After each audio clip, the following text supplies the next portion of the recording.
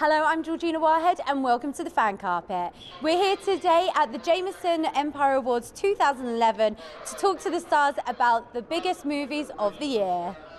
To be against these big US and UK movies like The Town and Shutter Island and 127 and Black Swan, it's a big honor, you know, to be nominated by the readers of Empire. Well, tonight we're up against King's Speech, which has cleaned up at the BAFTAs as well as the Oscars, so it'll be quite interesting tonight to see how that does, but I'm sure it'll do pretty well. Black Swan won me over early on when they were playing the whole no, she's obviously a bit gaga thing. I thought that's always a get out of jail card for directors, you know, but towards the end I thought it was so brilliantly staged and so wonderfully shot and such an incredible performance. I mean, I've always thought she was a good actress with potential, but now I think that was a real career-defining moment for Natalie Portman. I mean, in danger of jumping on the bandwagon, the King's Speech was just phenomenal.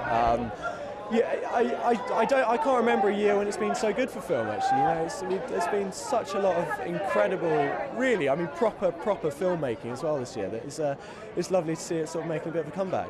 Kick-Ass was just so visually arresting and fun, and I didn't know about the comic book beforehand or the graphic novel or whatever it was, so I didn't know any of the story. It was an exciting adventure. I just love watching really young girls get the kicked out of them. Do you know, I loved The Fighter. I really enjoyed it. I thought it was I go and see everything anyway, and I went to see it in the Odeon West End Cinema in Leicester Square at around a 3:30 showing. Came out at 6, went and had a steak sandwich with my friend, and we loved it so much we were straight back in for the 8:40.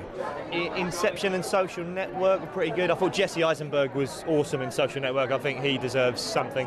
Yeah, he was brilliant. I love Toy Story 3 as well, a tearjerker. Joe, what was your...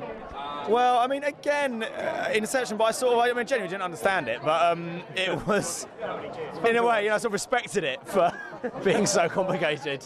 I'm in two camps, really. I love David Fincher. I'm obviously a fan of Chris Nolan. Could go either way, but there's a few I'm rooting for. Colin Firth, of course. You know, give him another one. What's been your favourite film in the last 12 months? Oh, hard. I really like The King's Speech and I really like The Social Network. What was it about those films that really made you think these are amazing films? I thought Colin's performance in The Social Network was in The King's Speech was incredible. I thought Jesse Eisenberg's performance in The Social Network, I thought they were just both incredible. I love Kick-Ass, of course, because I love comic book films, but that took it onto a whole new level, and it was, once again, some brilliant performances, and I think Matthew Vaughn is a very underrated director. Once again, if you go back to the earlier rank I delivered, and I apologise for that, they're the kind of directors and films that don't get rewarded often enough because they're commercial filmmakers. They make the movies that people actually want to go and see. And it's a real shame that come most awards so many times, everyone's obsessed with trying to show off that they're clever somehow and sophisticated and they like movies because they're art.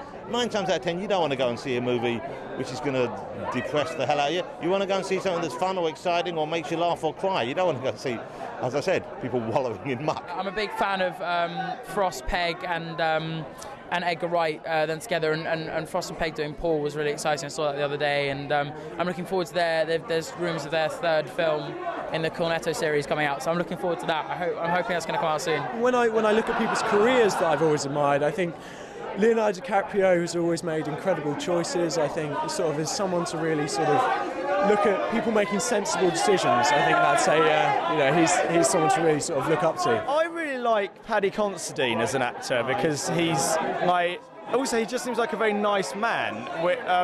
And I saw him recently in Submarine and he was really funny.